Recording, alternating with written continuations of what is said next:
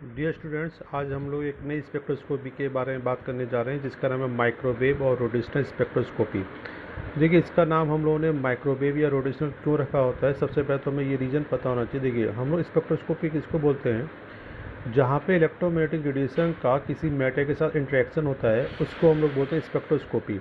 तो यहाँ पे क्या होता है, यहाँ पे माइक्रोवेव रेडिएशन जो होते हैं वो किसी मैटर पे जाके क्या करते हैं, उसके साथ इंटरेक्ट करते हैं। इसलिए इस वाली स्पेक्ट्रोस्कोपी को हम लोग माइक्रोवेव या रोटेशनल स्पेक्ट्रोस्कोपी बोलते हैं।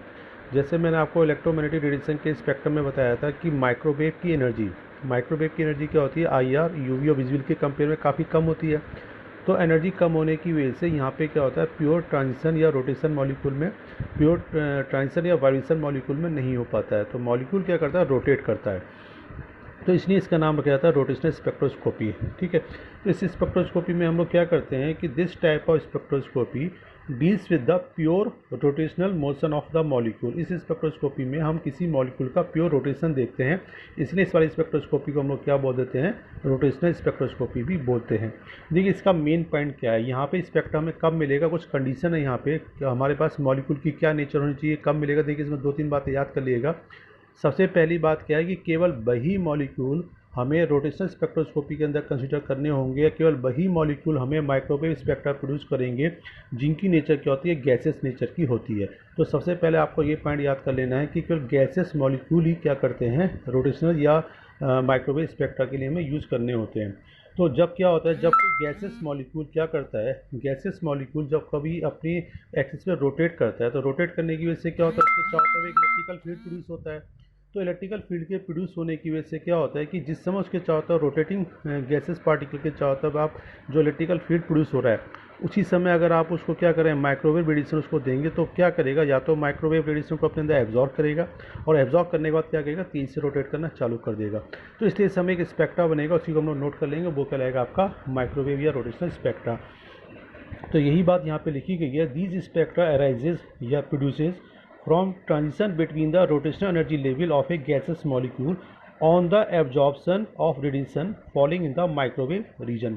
इसका मतलब आपको समझ में आ गया होगा कि ये स्पेक्ट्रा इसका जब मिलेगा जब कोई गैसेस मॉलिक्यूल रोटेट करेगा, तो रोटेट करने के दौरान जो इसका फ्रीक्वेंसी की जो उसकी रेंज होगी, वही रेंज अगर जिससे हम लोग उसको इलेक्ट्रोमैग्नेटिक रेडिएशन देंगे और उसमें माइक्रोवेव रेडिएशन भी होगी, दोनों की मैच कर जाएगी, उस समय जो स्पेक्ट्रा मिलेगा वही क्या कहलाएगा, आपका प्योर रोटेशनल स्पेक्ट्रा कहलाएगा। ठीक है, इसमें दूसरी कंडीशन जो हमें याद करनी होती है वो क्या होती है कि जो मॉलिक्यूल रोटेट करेगा, उसमें रोटेट करने के दौरान मैंने आपको बताया था कि जब कोई मॉलिक्यूल रोटेट करता है और अगर उसमें इलेक्ट्रोनेगेटिविटी का डिफरेंस होता है, तो रोटेटिंग पार्टिकल में क्या होगा, डायपोल मूवमेंट भी क्रिएट होगा। तो यहाँ पे भी ये देखा गया है कि वो मॉलिक्यूल जब रोटेट करेंगे, तो रोटेट करने के बाद अगर आपके मॉलिक्यूल में नेट डायपोल मूवमेंट पाया जाएगा, तो ऐसे मॉलिक्यूल क्या करेंगे, माइक्रोवेव स्पेक्ट्रा को प्रोड्यूस करेंगे।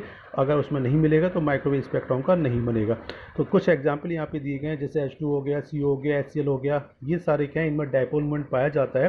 तो इन सारे मॉलिक्यूल में क्या मिलेगा, आपको माइक्रोवेव स्पेक्ट्रा इसका मिल सकता है। अब देखिए, इसका प्रिंसिपल क्या है, बहुत आसान प्रिंसिपल है, समझ लीजिएगा। जैसे सपोज करिए आपके पास कोई एक डायटोमिक मॉलिक्यूल अपनी एक्सिस पर रोटेट कर रहा है, तो रोटेटिंग जब कोई चार्ज पार्टिकल अपनी एक्सिस पर रोटेट करेगा, चार्ज का मतलब क्या है कि इसमें जब इलेक्ट्रोनेगेटिविटी का डिफरेंस होगा जिस वजह से डायपोल मूवमेंट यहाँ पर जनरेट हो रहा है, चार्ज पार्टिकल है, तो जब ये अपनी एक्सिस पर रोटेट करेगा तो रोटेट करने की वजह से इसके चारों तरफ क्या प्रोड्यूस होगा, इलेक्ट्रिकल फील्ड प्रोड्यूस होगा। उसी समय क्या कर रहे हैं, इसके ऊपर आप क्या कर रहे हैं, इलेक्ट्रोमैग्नेटिक रेडिएशन डाल रहे हैं। तो इलेक्ट्रोमैग्नेटिक रेडिएशन का मतलब क्या है, कौन सी रेडिएशन यहाँ पे आप डालेंगे, माइक्रोवेव डालेंगे। तो जब ये चार्ज पार्टिकल अपनी एक्सिस पे रोटेट कर रहा है, तो रोटेट करने की वजह से जो इसका इलेक्ट्रिकल फील्ड प्रोड्यूस हो रहा है, उसके इलेक्ट्रिकल फील्ड की फ्रीक्वेंसी अगर आपके माइक्रोवेव की फ्रीक्वेंसी के साथ मैच कर जाती है, तो क्या करेगा, ये माइक्रोवेव रेडिएशन को अपने अंदर एब्जॉर्ब करेगा और एब्जॉर्ब करने के बाद बहुत तेज़ से क्या कर देगा, रोटेट करना चालू कर देगा। और इस समय जो आपका स्पेक्ट्रम मिलेगा ये कहलाएगा आपका एब्जॉर्प्शन माइक्रोवेव स्पेक्ट्रम। इसका अपोजिट, अगर ऑलरेडी आपका पार्टिकल क्या ऑलरेडी वाइब्रेटिंग मोड में, ऑलरेडी काफ़ी क्या कर रहा है, बहुत तेज़ से रोटेट कर रहा है, उस समय आपने क्या, बहुत तेज़ से रोटेट कर रहा था, उस समय रोटेट करते समय आपने क्या किया, इसको माइक्रोवेव रेडिएशन आपने इसके ऊपर डाली, तो रोटेट करने की वजह से इसकी ऑलरेडी एनर्जी ज़्यादा थी। तो क्या करेगा, अगर इस समय भी रोटेट की एनर्जी, रोटेशन के समय जो इसकी फ्रीक्वेंसी प्रोड्यूस हो रही है और माइक्रोवेव की फ्रीक्वेंसी दोनों मैच कर जाती है, तो उस समय क्या करेगा, ये अपनी एनर्जी को ट्रांसफ़र कर देगा माइक्रोवेव रेडिएशन को, और क्या हो जाएगा, धीरे धीरे क्या हो जाएगा, स्लो स्पीड में आ जाएगा। तो इस समय जो स्पेक्ट्रम मिलेगा ये कहलाएगा आपका एमिशन माइक्रोवेव स्पेक्ट्रम। तो यहाँ पे हमें दो तरीके के स्पेक्ट्रम देखने को मिलते हैं, एक रहता है माइक्रोवेव, एक रहता है एब्जॉर्प्शन स्पेक्ट्रम और एक कहलाता है आपका एमिशन स्पेक्ट्रम। ठीक है, तो ये सारा आपको ऑलरेडी बताया जा चुका है, ऑलरेडी आपके नोट्स में प्रोड्यूस किया गया है। अब इसके बिहाफ पे हमने मॉलिक्यूल को दो टाइप में डिवाइड किया, एक होता है आपका माइक्रोवेव एक्टिव मॉलिक्यूल और एक होते हैं आपके माइक्रोवेव इनएक्टिव मॉलिक्यूल। इस पर कई बार क्वेश्चन आपके आ चुके हैं। देखिए माइक्रोवेव एक्टिव मॉलिक्यूल कौन से होते हैं, जिन मॉलिक्यूल में नेट या परमानेंट डायपोल मूवमेंट पाया जाता है। ठीक है, जब उनमें परमानेंट डायपोल मूवमेंट पाया जाएगा तो उनका जो इलेक्ट्रिकल फील्ड का कंपोनेंट होता है वो क्या करता है, माइक्रोवेव रेडिएशन के कंपोनेंट के साथ क्या कर लेता है, मैच कर जाता है, और ऐसे मॉलिक्यूल क्या करते हैं, एक माइक्रोवेव स्पेक्ट्रम को प्रोड्यूस करते हैं। तो माइक्रोवेव एक्टिव मॉलिक्यूल उनको बोला जाता है जिसके अंदर डायपोल मूवमेंट होता है, और ये मॉलिक्यूल क्या करते हैं, जो इलेक्ट्रिकल फील्ड, जब इनका इलेक्ट्रिकल फील्ड की फ्रिक्वेंसी आपके माइक्रोवेव की फ्रिक्वेंसी के साथ मैच कर जाती है तो ये क्या करते हैं, माइक्रोवेव स्पेक्ट्रम में प्रोड्यूस करते हैं। तो ऐसे मॉलिक्यूल को हम लोग बोलते हैं माइक्रोवेव एक्टिव मॉलिक्यूल। इसके कुछ एग्जाम्पल हैं, जैसे HCl हो गया, HF हो गया, CuNO एक्सेट्रा। या इसके अलावा और भी वो मॉलिक्यूल जिसमें डायपोल मूवमेंट मिलेगा वो सारे क्या कहलाएंगे, आपके माइक्रोवेव एक्टिव मॉलिक्यूल्स के एग्जाम्पल कहलाते हैं। इसके अलावा माइक्रोवेव इनएक्टिव मॉलिक्यूल कौन से कहलाते हैं, जिन मॉलिक्यूल में नेट डायपोल मूवमेंट नहीं पाया जाता है। एक ऐसा मॉलिक्यूल जिसके अंदर नेट डायपोल मूवमेंट नहीं पाया जाता है, ऐसे मॉलिक्यूल क्या कहलाते हैं, आपके माइक्रोवेव इनएक्टिव मॉलिक्यूल्स कहलाते हैं। ठीक है, अब देखिए इसमें कुछ मेन कंडीशन है जो अभी तक हम लोगों ने कंक्लूड किया है। इस टॉपिक को हम लोग कंक्लूड कर देते हैं कि मेन कंडीशन क्या है, कौन से मॉलिक्यूल हमें माइक्रोवेव स्पेक्ट्रा देंगे। क्या हमारे पास कंडीशन देखिए, पहली कंडीशन क्या है, the microwave spectra are observe only in those molecule which are in gases state. तो पहली कंडीशन क्या है कि माइक्रोवेव स्पेक्ट्रा केवल उन्हीं मॉलिक्यूल के द्वारा दिया जाता है जो क्या होते हैं, गैसेस स्टेट में होते हैं। ये अच्छे से आप समझ लीजिएगा ऐसा क्यों होता है, इसका भी रीज़न होता है।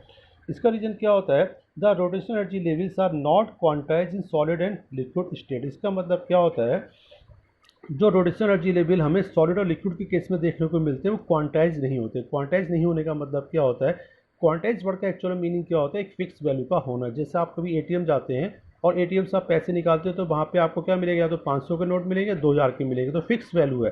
तो गैसेस के केस में जो हमें वैल्यू मिलती है वो फिक्स होती है, जबकि सॉलिड और लिक्विड के केस में जो वैल्यू है वो फिक्स नहीं होती है। इसलिए हमें रोटेशनल स्पेक्ट्रा क्या होता है, गैसेस के अलावा सॉलिड और लिक्विड में देखने को नहीं मिलता। क्यों नहीं मिलता, दोबारा से समझ लीजिएगा, the rotational energy level are not quantize in solid and liquid state. इसी वजह से क्या होता है, हमें सॉलिड और लिक्विड स्टेट में रोटेशनल स्पेक्ट्रा देखने को नहीं मिलता है। तो पहली कंडीशन आपको क्लियर हो गई। एक नेक्स्ट बहुत इंपॉर्टेंट पॉइंट कंसिडर कर लीजिएगा, अगर सपोज करिए आपका मॉलिक्यूल वाइब्रेट कर रहा है, सॉरी आपका मॉलिक्यूल रोटेट कर रहा है। ठीक है, ऐसा देखा गया है कि अगर आपका मॉलिक्यूल रोटेट कर रहा है और रोटेट करते समय जो उसकी फ्रीक्वेंसी प्रोड्यूस होती है, और जो फ्रीक्वेंसी प्रोड्यूस हो रही है तो वो फ्रीक्वेंसी अगर माइक्रोवेव रीजन की फ्रीक्वेंसी के साथ मैच नहीं करती है, चाहे आपका पार्टिकल गैसेस स्टेट में क्यों ना हो, चाहे आपका पार्टिकल में डायपोल मूवमेंट क्यों ना हो, लेकिन अगर उसकी फ्रीक्वेंसी आपकी माइक्रोवेव की फ्रीक्वेंसी के साथ मैच नहीं करेगी तो आपको ये माइक्रोवेव स्पेक्ट्रा नहीं मिलेगा। तो फ्रीक्वेंसी मैच करना दोनों की बहुत ज़रूरी होती है। तो ये 3 मेन पॉइंट इसमें याद करना है। तो अभी तक मैं आपको कंक्लूजन बताया दूँ कि आपने पढ़ा। सबसे पहले मैंने आपको बताया कि ये क्या होता है, कि केवल उन मॉलिक्यूल को दिया जाता है जिनमें क्या होता है, प्योर रोटेशनल मोशन पाया जाता है, गैस स्टेट वाले मॉलिक्यूल में देखने को मिलता है। जिन मॉलिक्यूल में डायपोल मूवमेंट होता है उनमें देखने को मिलता है। ये इसके 2 प्रिंसिपल में हम लोग लिखेंगे, एब्जॉर्प्शन माइक्रोवेव स्पेक्ट्रा और एमिशन माइक्रोवेव स्पेक्ट्रा। एब्जॉर्प्शन में मॉलिक्यूल अपनी एनर्जी को क्या करेगा, माइक्रोवेव रेडिएशन को ट्रांसफर करेगा, और एमिशन में क्या करेगा, सॉरी एब्जॉर्प्शन में क्या करेगा, माइक्रोवेव रीजन की एनर्जी को क्या करेगा, अपने अंदर एब्जॉर्ब करेगा। इसका एमिशन में क्या करेगा, इसका अपोजिट करेगा। तो इस तरह से हम लोग इसको पढ़ेंगे। तो यहाँ तक का जब ये ब्रीफिंग आपकी लगभग एक मेन पॉइंट इसका पूरा हो गया कि माइक्रोवेव स्पेक्ट्रोस्कोपी क्या होती है, इसका प्रिंसिपल क्या होता है। प्रिंसिपल में आपके दोनों पार्ट इसमें लिखने पड़ेंगे। ठीक है, तो इसके बाद नेक्स्ट लेक्चर में मैं आपको बताऊँगा कि रोटेशनल एनर्जी लेवल क्या होते हैं। तब तक आप इसको एक बार लर्न कर लीजिएगा। Thank you.